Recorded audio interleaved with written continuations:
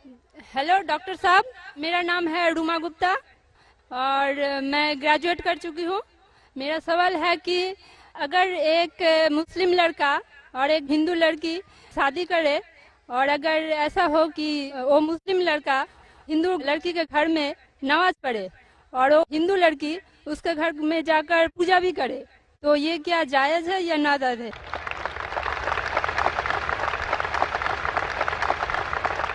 बहन का अच्छा सवाल है कि अगर एक मुसलमान लड़का हिंदू लड़की से शादी करता है तो क्या वो मुसलमान लड़का हिंदू के घर में जाके नमाज पढ़ सकता है और क्या वो लड़की मुसलमान के घर में पूजा कर सकती है? नहीं।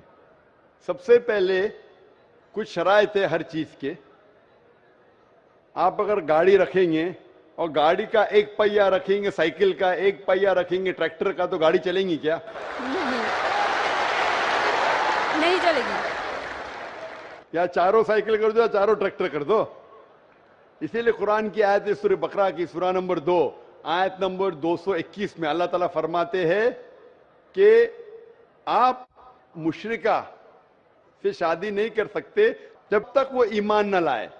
मतलब जो गैर मुस्लिम है और शिर्क कर रही है उससे आप शादी नहीं कर सकते जब तक वो ईमान ना लाए।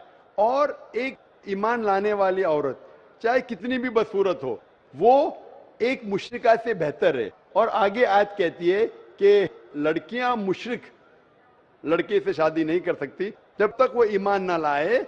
एक मोमिन आदमी चाहे कितना भी बदसूरत हो वो बेहतर है बनिस्बत जो शिर्क करता है। इसकी वजह यह है कि इस्लाम में लिखा है कि अगर आप खुदा के अलावा किसी को और पूछते हैं, किसी और की इबादत करते हैं, ये सबसे बड़ा गुनाह है।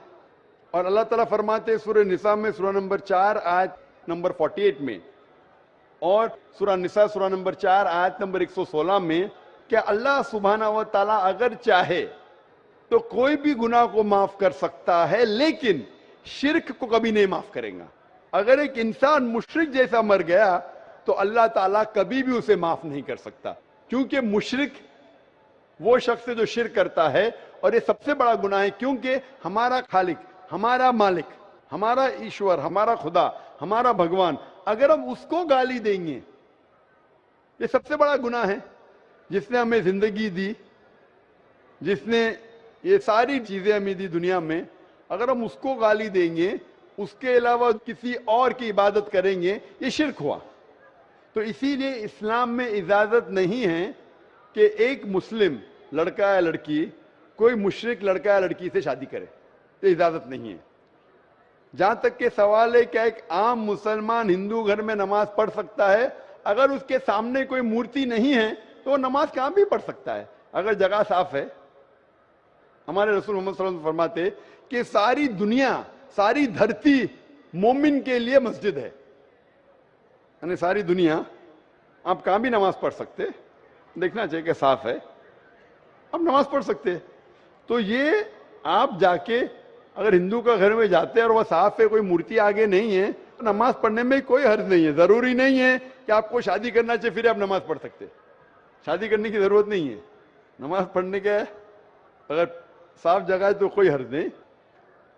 इसीलिए शादी के लिए शर्त है कि दोनों का ईमान हो।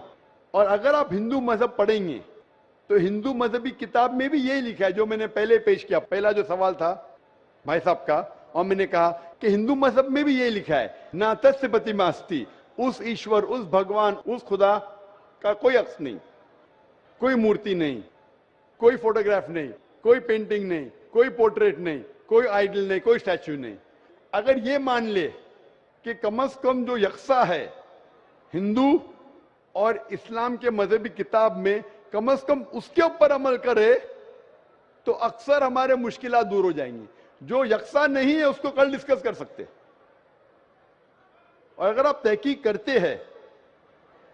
करते हिंदू मजहब की किताब पढ़ते और इस्लाम मजहब की किताब पढ़ते, दोनों में लिखा है खुदा एक है, दोनों में लिखा है खुदा का कोई अक्स नहीं है, दोनों में लिखा है कि खुदा का कोई बुत नहीं है, दोनों में लिखा है कि खुदा के अलावा किसी और की इबादत नहीं करना चाहिए, दोनों में लिखा है कि आखिरी पैगंबर मोहम्मद सल्लल्लाहु अलैहि वसल्लम में دونوں میں لکھا ہے کہ شراب نہیں پینا چاہیے. میں حوالے دے سکتا ہوں اور میں تقریر ایک دیا ہوں, similarities between Islam and Hinduism. Islam اور ہندوازم میں یکسانیت دونوں کتاب میں. آپ اگر پڑھیں گے قرآن مجید میں سورہ مائدہ سورہ 5 آیت نمبر 90 میں لکھا ہے کہ شراب پینا حرام ہے. اب Manusmriti chapter number 9 verse number 225 پڑھیں گے, اس میں لکھا ہے کہ شراب پینا حرام ہے. قرآن میں لکھے سورہ مائدہ سورہ نمبر 5 آیت نمبر 3, سورہ بقرہ سورہ نمبر 2 آیت نمبر 173, سورہ انعام سورہ نمبر 6 آیت نمبر 145 اور سورہ نحل چیپٹر 16 ورس 115 میں حرمت علیکم المیتۃ والدم ولحم الخنزیر وما اہل لغیر اللہ بھی. کیا آپ کے لیے حرام ہے مرا ہوا گوشت, خون, سور کا گوشت اور وہ کھانا جس کے اوپر اللہ کے علاوہ کسی اور کا نام لیا گیا ہے.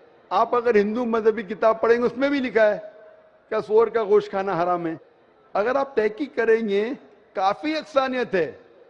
اسلام مذہبی کتاب میں لکھا ہے قرآن میں سورہ نور میں سورہ نمبر 24 آیت نمبر 30 اور 31 کے اندر حجاب کے بارے میں. عورت کو الحمدللہ حجاب میں ہونا چاہیے, سر سے ڈھکا ہونا چاہیے اس کا جسم, صرف جو دکھ سکتا ہے وہ چہرہ اور ہتھیلی تک کے. آپ اگر ہندو مذہب کتاب پڑھیں گے رگ وید بک نمبر 8 میں لکھا ہے اور رگ وید بک نمبر 10 میں بھی لکھا ہوا ہے کہ عورت کو اپنے سر کے پلوں کو ڈالنا چاہیے چہرے پہ.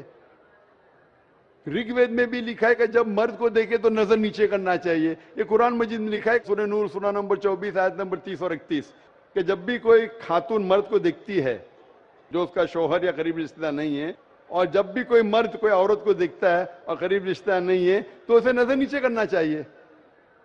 تو اس طریقے سے آپ تحقیق کریں گے جو یکسانیت ہے اس کے اوپر تو عمل کرو.